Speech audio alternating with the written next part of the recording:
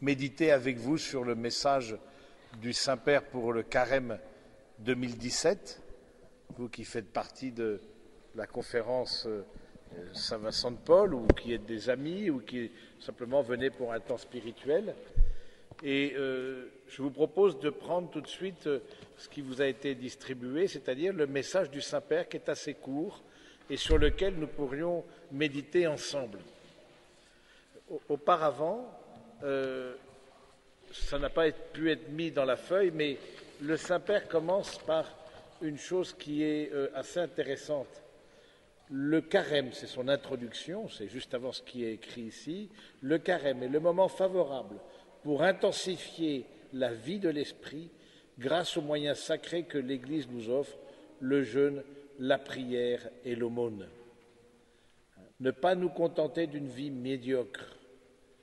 Voilà, donc c'est intéressant. Le Saint-Père, d'abord, il nous a dit, vite, on a ce temps qui est favorable pour se tourner vers le Seigneur. On voit bien que nos vies, parfois, sont un peu médiocres, non pas que, si nous sommes ici, a priori, c'est pas que nous faisons le mal de façon intense.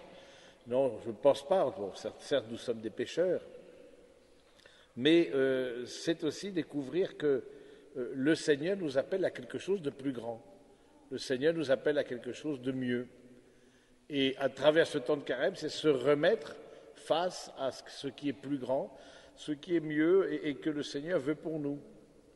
Alors voilà, on sort de notre médiocrité, de ce train-train quotidien qui peut nous habiter pour aller bien plus à la rencontre du Seigneur et puis et nous exhortant, dit le Saint-Père, à une conversion sincère. Voilà, mais le carême est un nouveau commencement, dit le Saint-Père, un chemin qui conduit vers une destination sûre, la Pâque, la résurrection. Voilà, c'est un chemin. C'est comme un condensé du temps, le carême. C'est comme un condensé du temps.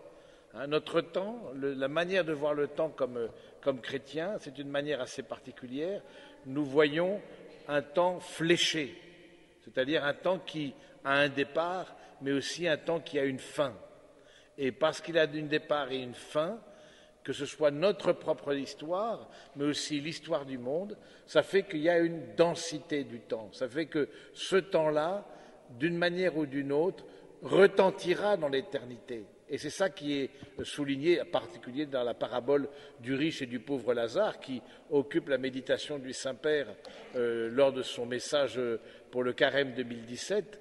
Oui, c'est un temps qui demande comme une certaine attention, sortir de ce qui peut être l'habitude et puis nous réveiller, parce que le temps est court, et nous préparons ici-bas sur cette terre ce qui constituera l'éternité dans l'au-delà. Donc c'est un temps fléché, c'est un temps qui est condensé, c'est un temps qui est limité. Notre temps sur terre est un temps limité, et donc le fait de cette limite, je trouve que c'est quelque chose qui nous appelle aussi quelque part à avoir une vision des choses différente, parce qu'on prend conscience que de la manière dont nous vivrons ici-bas, eh bien, de ça dépendra notre sort dans l'éternité. Donc, directement avec déjà le carême en tant que tel, qui est comme un résumé de notre vie, avec le carême, on voit que déjà c'est un temps qui nous est donné, qui a un commencement, qui a une fin, comme notre vie a un commencement et une fin, et donc ça nous demande dans ce temps-là de nous recentrer sur l'essentiel et de nous remettre face au Seigneur et de pouvoir dénoncer éventuellement en nous des manières d'agir, des manières de faire, etc., qui ne sont pas selon le cœur de Dieu. C'est donc la parabole de l'homme riche et du pauvre Lazare que le Saint-Père a pris pour méditer sur le carême. Vous l'avez en Luc 16, 19 à 31. Je vais vous la lire, comme ça, c'est aussi important de l'avoir en tête. On l'a eu jeudi dernier, pour ceux qui ont l'occasion d'aller à la messe en semaine. En ce temps-là, Jésus disait aux pharisiens, « Il y avait un homme riche, vêtu de pourpre et de lin fin, qui faisait chaque jour des festins somptueux. Devant son portail gisait un pauvre nommé Lazare qui était couvert d'ulcères. il aurait bien voulu se rassasier de ce qui tombait de la table du riche, mais les chiens, eux, venaient lécher ses ulcères. Or, le pauvre mourut, et les anges l'emportèrent auprès d'Abraham. Le riche mourut aussi, et on l'enterra. Au séjour des morts, il était en proie à la torture. Levant les yeux, il vit Abraham de loin, et Lazare tout près de lui. Alors il cria, « Père Abraham, prends pitié de moi et envoie Lazare tremper le bout de son doigt dans l'eau pour me rafraîchir la langue, car je souffre terriblement dans cette fournaise. » Mon enfant, répondit Abraham, rappelle-toi, tu as reçu le bonheur dans ta vie et Lazare le malheur pendant la sienne. Maintenant, lui trouve ici la consolation et toi la souffrance. Et en plus de tout cela, un grand abîme a été établi entre vous et nous, pour que ceux qui voudraient passer vers vous ne le puissent pas, et que de là-bas non plus, on ne traverse pas vers nous. Le riche répliqua, « Eh bien, Père, je t'en prie d'envoyer Lazare dans la maison de mon père. En effet, j'ai 5 frères, qu'il leur porte son témoignage, de peur qu'eux aussi ne viennent dans ce lieu de torture. » Abraham lui dit, « Ils ont Moïse et les prophètes, qu'ils les écoutent. » « Non, Père Abraham, dit-il, si quelqu'un de chez les morts vient les trouver, ils se convertiront. Abraham répondit, « S'ils n'écoutent pas Moïse ni les prophètes, quelqu'un pourra bien ressusciter d'entre les morts, ils ne seront pas convaincus. » Voilà, c'est la parabole, donc en Luc 16, 19 à 31, la parabole que le Saint-Père a choisie pour méditer et nous enseigner. La première chose, c'est que la parabole présente ces 2 personnages. L'autre est un don. C'est le thème un peu de ce carême. Donc c'est un peu la première partie. On va suivre progressivement le texte du Saint-Père. La parabole qui présente les 2 personnages, avec le pauvre qui est décrit de façon un peu plus détaillée, et le riche aussi qui est là, et on voit quelque part, comme souvent c'est un style biblique, comme le trait forcé, parce que c'est un riche qui vit de façon très opulente, puisqu'il a un manteau de pourpre, si j'ai bien bonne mémoire, il a un manteau de pourpre, il fait bombance. Ce manteau de pourpre, c'est-à-dire, c'était la tribu des rois. Il fait bombance pratiquement tous les jours.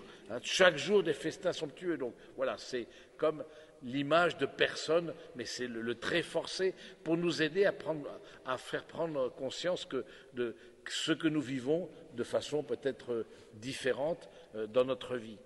Ce qui est intéressant, c'est que le pauvre a un prénom, le riche n'a pas de prénom.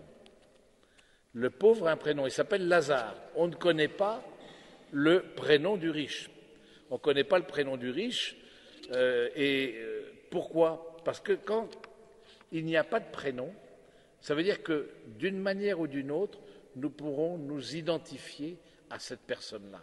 Et quand Jésus cite, par exemple, une parabole sans prénom ou parle de quelqu'un, etc., c'est signe qu'il laisse la possibilité à ses auditeurs de venir s'emparer de cette parabole et de se l'appliquer à eux d'une manière ou d'une autre.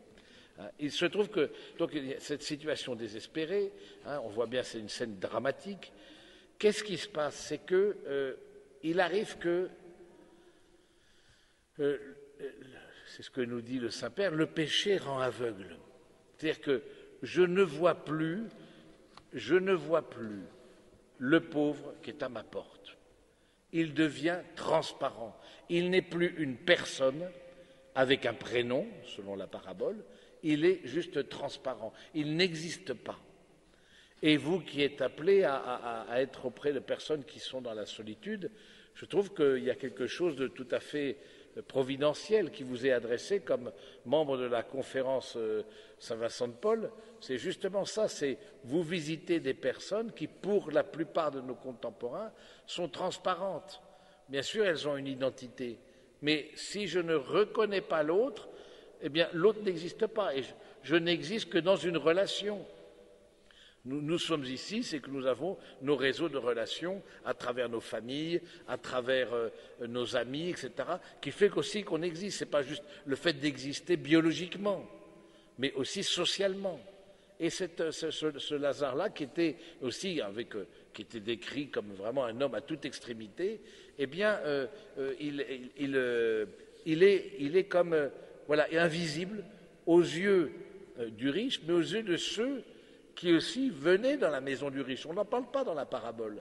Mais s'il faisait des festins, on imagine volontiers que ce n'était pas simplement pour lui-même, ce fameux riche, mais c'était que les gens venaient, et puis voilà, et puis allaient, venaient, rentraient, sortaient, sans voir l'autre, complètement sans.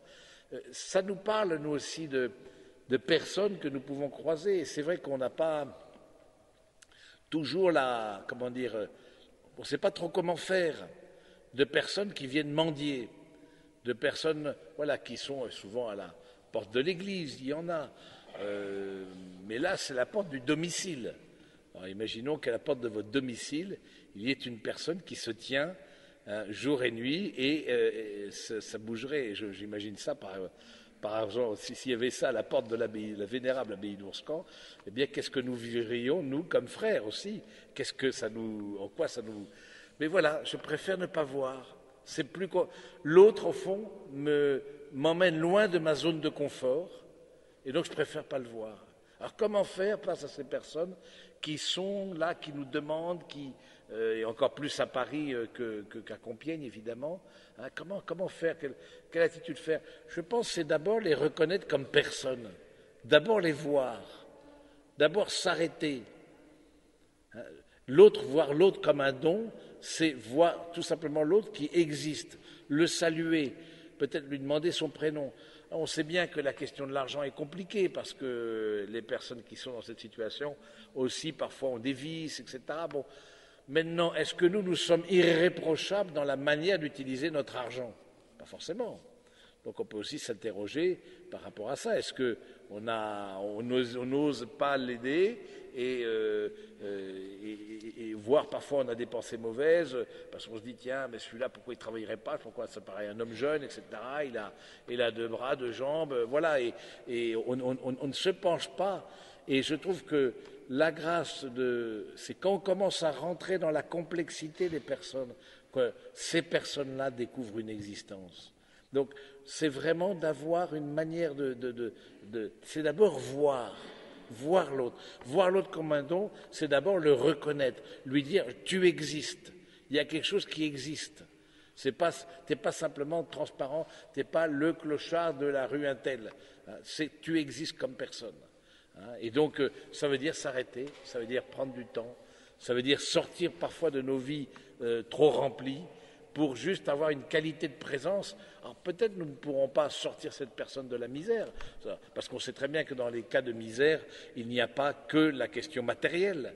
Dans les cas de misère, c'est bien plus aussi des questions de psychologie, de caractère, de difficulté de la personne en général, qui, dans la partie matérielle, trouve eh bien, une expression. Et donc voilà, cette personne-là, elle est tout à fait déconnectée de la société à cause de ça. Mais il y a eu d'autres manières de se déconnecter auparavant. Et donc c'est intéressant de voir ça, de dire que parfois le péché nous rend aveugles. Le fait que nous soyons enfermés dans nos sociétés occidentales, en particulier dans un confort, je préfère ne pas voir. Je préfère pas voir parce que ça aurait, si je vois, si je me rends compte de ce qui arrive, quelles conséquences est-ce que ça aurait? Qu'est-ce qu'il arriverait si je me rends compte? Et si je commence à rentrer un peu plus avant dans la vie de cette personne, et la connaître, et la découvrir, et voir son passé, et on sait très bien qu'avec les personnes plus pauvres, dès qu'on met, j'allais dire, un petit doigt, ben, du coup on est pris le bras entier, parce que les besoins sont immenses. Et donc, voir d'abord l'autre, c'est le reconnaître comme une personne, mais aussi c'est prendre un risque. Quelque part, il y a un risque dans le fait de voir. Du coup, et on voit bien que il y a une forme de qu'est-ce qui empêche de voir, nous dit le Saint-Père, là vous l'avez, on aperçoit en lui de manière dramatique la corruption du péché qui se manifeste en 3 moments successifs: l'amour de l'argent, la vanité, l'orgueil. L'amour de l'argent, la vanité, il prend un manteau de pourpre, etc. C'est ce fameux riche dont on ne connaît pas le nom, et l'orgueil, voilà, il est reconnu, il invite, etc., etc. C'est à l'intérieur d'un passage où Jésus parle justement de ce rapport avec l'argent. Donc c'est intéressant de se dire que le péché rend d'abord aveugle. Un certain amour de l'argent rend aveugle. Ça nous obscurcit la vue. Ça fait qu'on ne voit plus, on ne se rend plus compte. On ne se rend plus compte. Et donc, c'est intéressant de se dire où est-ce que j'en suis de cette utilisation de l'argent que nous avons. Nous qui sommes ici, nous avons une aisance, moi aussi. On a certaines aisances, certaines facilités, etc., qui nous permet aussi de prendre soin d'autres, de notre famille. Il n'y a pas que du mauvais. Mais est-ce que cet argent me replie sur moi-même? Attention de ne pas voir l'argent honteux, ce qui ne serait pas juste, mais de voir l'argent plutôt comme un moyen et non pas comme une finalité. Et donc, d'où l'invitation pendant le carême de donner, de partager, pour justement nous défaire de ce qui pourrait, nous, au contraire, nous recentrer sur nous-mêmes.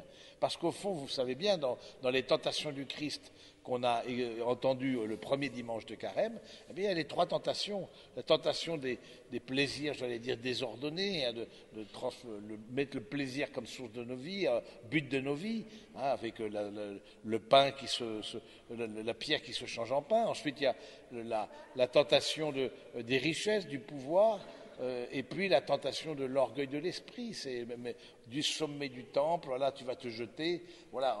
Non, on se dit, ces trois formes d'orgueil, ces trois formes d'idoles potentielles. Et donc, à quoi est-ce qu'on reconnaît l'idole? C'est que l'idole ne nous laisse pas de repos. C'est ça l'idole. Elle ne nous laisse pas de repos. Elle ne nous laisse pas de... on peut aller toujours plus, on peut avoir toujours plus d'argent, toujours plus de pouvoir, toujours plus de plaisir, etc. Un peu comme le hamster dans sa roue, si vous voulez, qui fait que je recherche toujours plus les choses. Et c'est contre ça que Jésus s'élève. De dire que ça me renferme, ça devient non pas un moyen, mais une finalité. Or, la bonne manière d'entrevoir l'argent, c'est précisément de le voir juste comme un moyen. Mais c'est en aucun cas une finalité. Et c'est ce que le Saint-Père dénonce régulièrement à travers un usage excessif de l'argent dans nos sociétés où la personne humaine passe après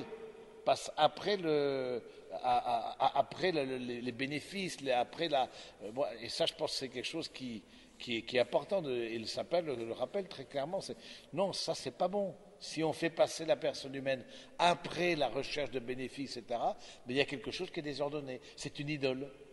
Et donc voilà, nous aussi, alors, on n'a peut-être pas dans notre vie cette situation-là, mais c'est toujours intéressant de se dire où est-ce que j'en suis de ma capacité de désintéressement, où est-ce que j'en suis de revisiter peut-être des petites choses ou parfois même dans les familles, il y a pu y avoir des brouilles à cause d'héritage des parents, etc.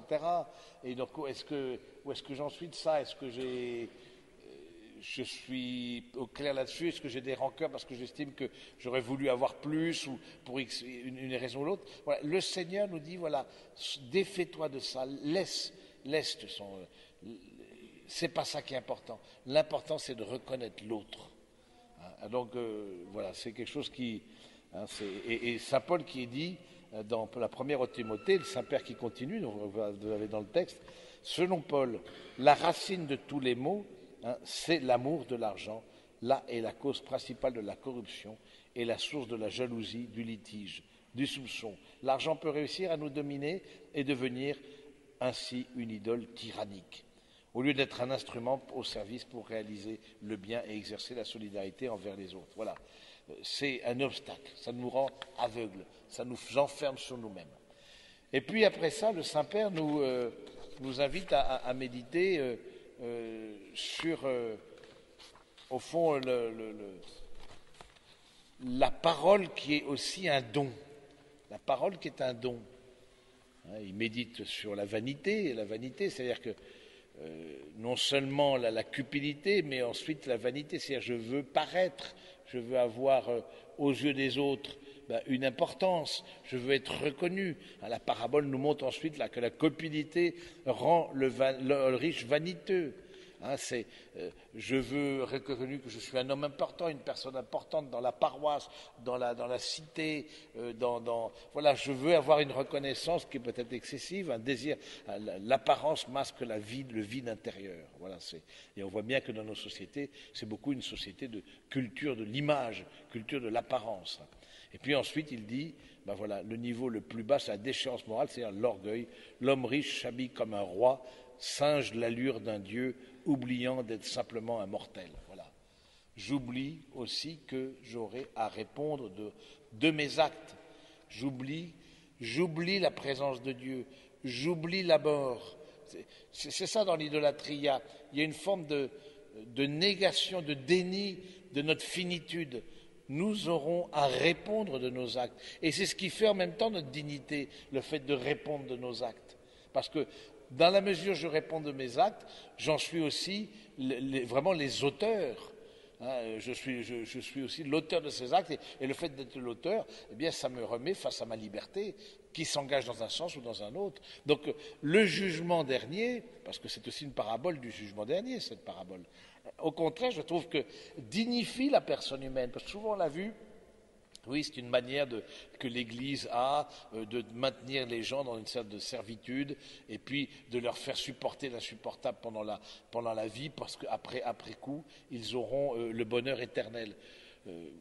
Bon, ça a pu peut-être exister, mais ce n'est pas ça l'objectif du jugement premier, jugement dernier. C'est d'abord prendre conscience que nous sommes les auteurs et notre liberté s'engage, et parce que notre liberté s'engage, il y a quelque chose de notre éternité qui s'engage.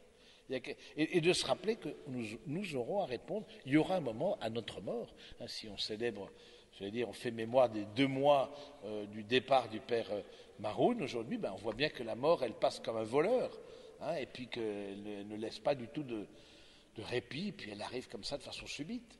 Et alors, qu'est-ce qu'on aura à présenter au Seigneur? Qu'est-ce que j'aurai à présenter au Seigneur si aujourd'hui je dois me présenter devant lui?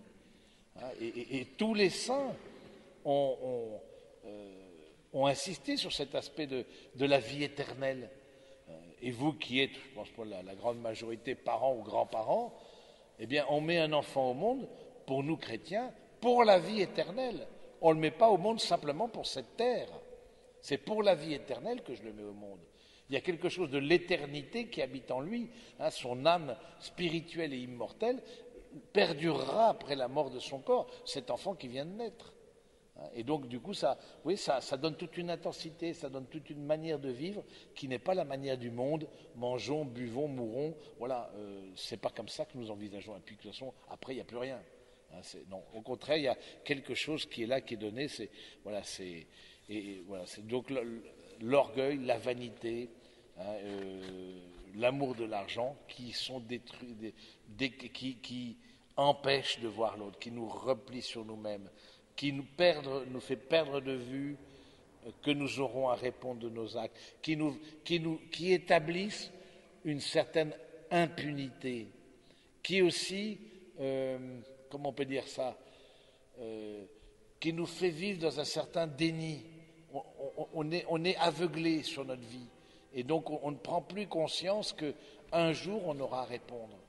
C'est cette vanité, cet orgueil. Donc voilà, je trouve que c'est important de se remettre face à ça. Je veux dire, au fond, le carême, c'est se remettre face à ce moment-là, si le Saint-Père l'a choisi. C'est précisément que c'est important et que nos sociétés, et on voit bien que nos sociétés éludent la mort, elles mettent la mort de côté. Je trouvais très beau que dans la paroisse, par exemple, que l'on ait un long temps pour veiller le Père Serge. Ça a été vraiment, je trouve, un temps de grâce pour la paroisse avec cette grande épreuve. Mais au moins, on n'a pas peur de la mort. Mais on voit nos sociétés qui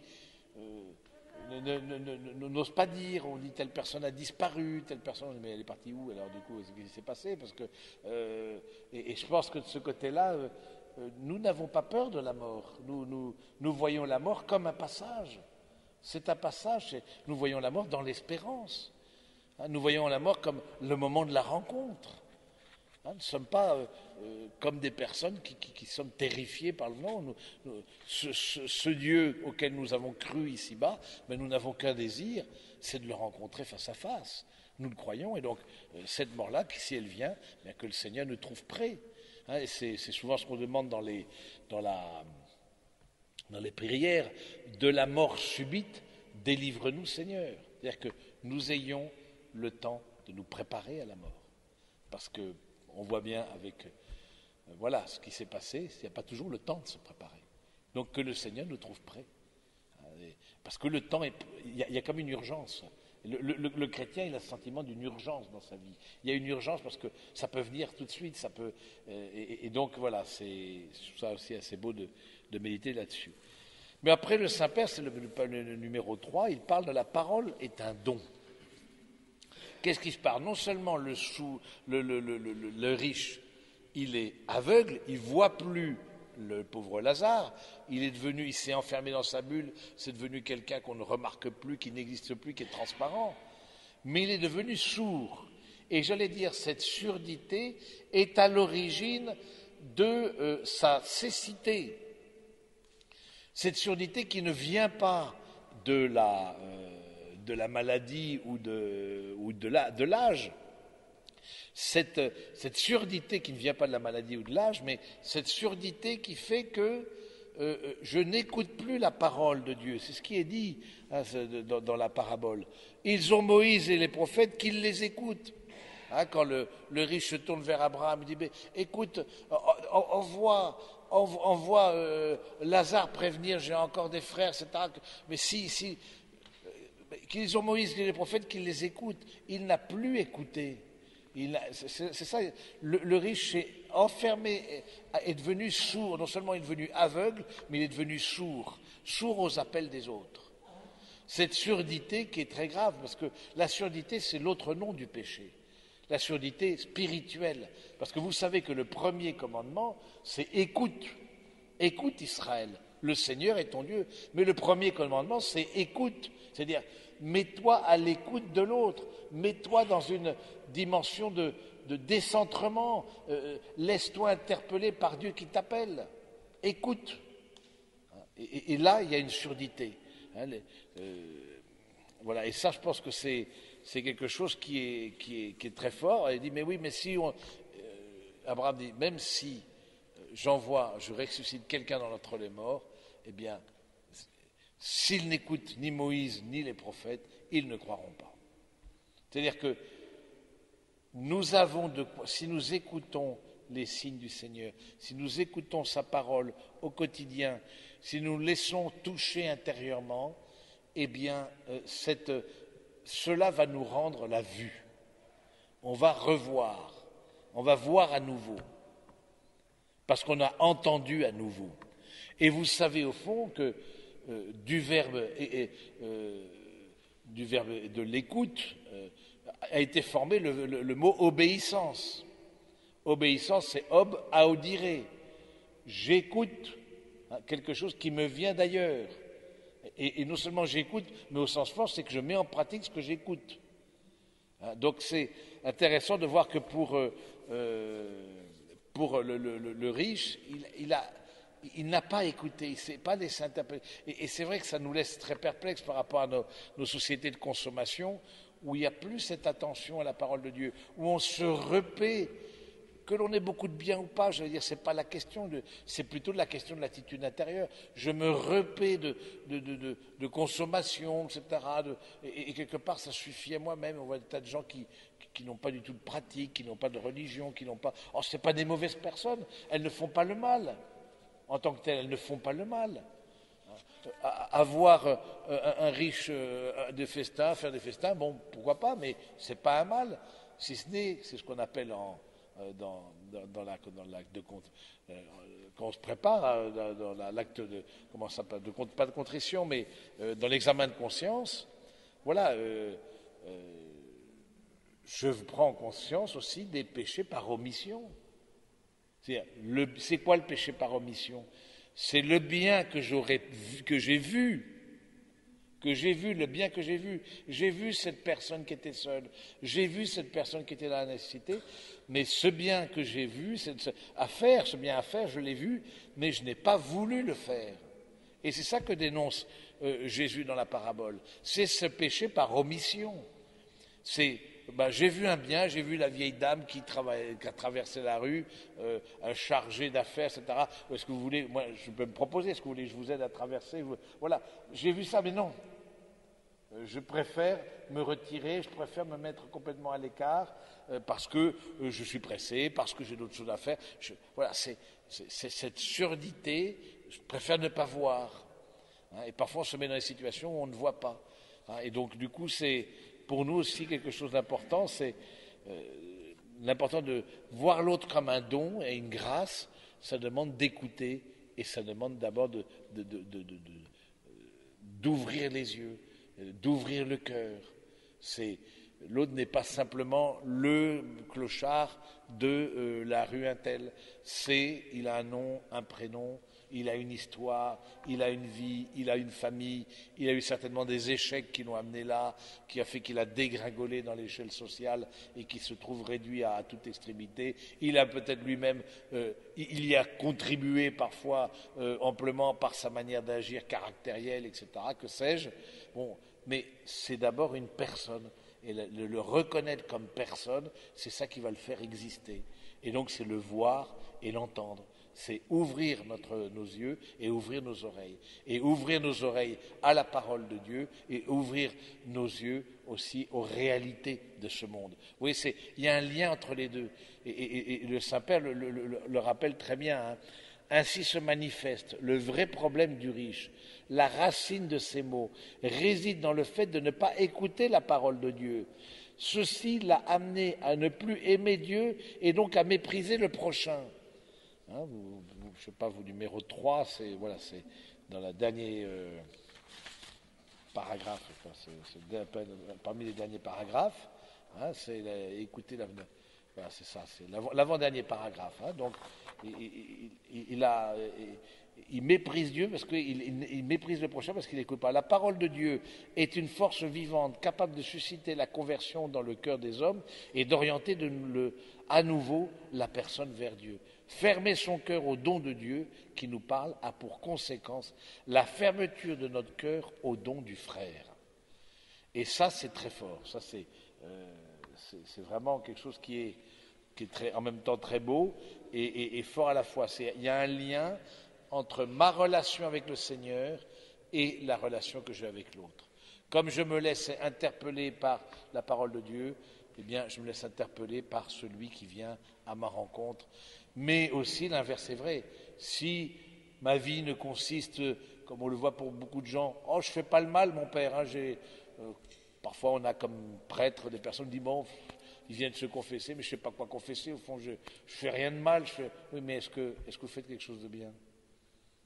C'est important, ça aussi. Est-ce que vous faites quelque chose de bien? Et voilà, alors du coup, là, ça les interroge, et ce bien-là, le fait de ne pas faire le bien, c'est aussi un péché, c'est comme je dis, par omission. Donc, laissons-nous toucher, je pense qu'il faut, et c'est là où il y a une grâce de laissons-nous, il y a des moments qui font que on va ouvrir le cœur, parce qu'on a eu tel événement dans notre vie, on a eu telle rencontre dans notre vie, on a eu, voilà, quelque chose qui s'est passé, qui fait que ça nous a décentré de nous-mêmes. Décentré de nous-mêmes, et du coup, on s'est dit, tiens, mais la vie, elle est courte, et la vie, elle n'est peut-être pas ce que je pense, de simplement manger, boire, avoir les loisirs, avoir le confort. C'est peut-être pas que ça, la vie, il y a peut-être d'autres choses. Et on voit des personnes qui reviennent au Seigneur, bien souvent, avec des épreuves, parce que précisément, ils découvrent que dans le Seigneur, bien, il y a quelque chose qui répond à une soif intérieure. Hein, vous le savez, c'est l'évangile de la Samaritaine aujourd'hui, mais c'est ça, ce principe de la Samaritaine. Il y a une soif intérieure, mais quelque part, on fait tout pour éteindre cette source, pour que cette source, que les personnes surtout ne se tournent pas vers Dieu et oublient Dieu progressivement, uniquement par le matériel, par la recherche de la consommation. Et ça fait que individualisme, c'est pareil. Là, je ne vois plus, j'écoute pas Dieu, je ne vois plus mon frère. Et le Saint-Père fait le lien très bien entre les deux. C'est ce désir, ce culte du confort, ce culte de toujours plus, me rend ensuite insensible. Parce que du coup, j'ai trop peur de perdre ce confort. Et l'autre, il va me demander quoi? Il va m'emmener où? Est-ce qu'il va m'emmener plus loin que ce que j'aurais voulu au départ? Et du coup, je préfère mettre tout de suite une distance. Ça, je crois que c'est... Et donc, la vie spirituelle est très certainement quelque chose qui va nous aider à redécouvrir la personne du pauvre. C'est cette vie spirituelle qui va nous aider pendant ce temps de carême. C'est ce que le Saint-Père dit dans sa conclusion. Le carême est un temps favorable pour nous renouveler dans la rencontre avec le Christ vivant dans sa parole, dans ses sacrements et dans le prochain. Le Seigneur qui, au cours des 40 jours passés dans le désert, a vécu les pièges du tentateur, nous montre le chemin à suivre, que l'Esprit Saint nous aide à accomplir un vrai chemin de conversion pour découvrir le don de la parole de Dieu, être purifié du péché qui nous aveugle et servir le Christ présent dans nos frères dans le besoin. Voilà, donc je pense que c'est une belle... vous pourrez relire, éventuellement emmener le texte chez vous et retravailler ce texte du Saint-Père qui est très riche, que de ce monde, au fond, on n'emporte rien d'autre que les actes d'amour désintéressés. J'ai été pendant plusieurs années en Argentine, etc. Il y a un dicton qui dit « le linceul n'a pas de poche ». Le linceul n'a pas de poche, ça veut bien dire ce que ça veut dire. Ça veut dire que de cette terre, je n'emporterai rien. Rien d'autre que les actes d'amour désintéressés. Rien d'autre que ces actes d'amour de Dieu que j'ai pu vivre dans la prière et dans l'écoute de sa parole, la pratique des sacrements. Rien d'autre que les actes d'amour désintéressés envers le prochain. Alors, si tu invites quelqu'un, surtout invite quelqu'un qui ne te rendra pas l'appareil, etc. Donc, tout cet aspect de l'Évangile qui, justement, nous invite, et le pape François l'a remis au cœur de son pontificat. C'est quelque chose qui est dans la grande tradition de l'Église depuis le début même du christianisme. C'est ce soutien aux personnes plus en fragilité, en solitude, avec toutes les formes de fragilité possibles et imaginables. Mais justement, c'est ça qui va me faire prendre conscience que c'est ça la vraie richesse. C'est pas l'accumulation de biens, c'est cette accumulation-là si on peut accumuler, mais en tout cas, ces moments de rencontre, ces grâces particulières où je redécouvre l'autre comme une personne et l'autre, par mon regard, se découvre cette personne-là elle-même comme un don. Vous vous rappelez dans un événement que Mère Teresa avait cité d'une personne qui était dans cet état-là en Inde, qui était à toute extrémité, qui avait été emmenée au mouroir des sœurs de Mère Teresa. Il dit « J'ai vécu comme un chien, je meurs comme un ange. » Parce qu'on m'a juste lavé, on a juste pris soin de moi, on m'a aimé. Et parce qu'on m'a aimé, eh bien je me sens exister. Et parce que je me sens exister, j'ai une dignité. Et ça aussi, ça prépare le royaume des cieux, la partie spirituelle.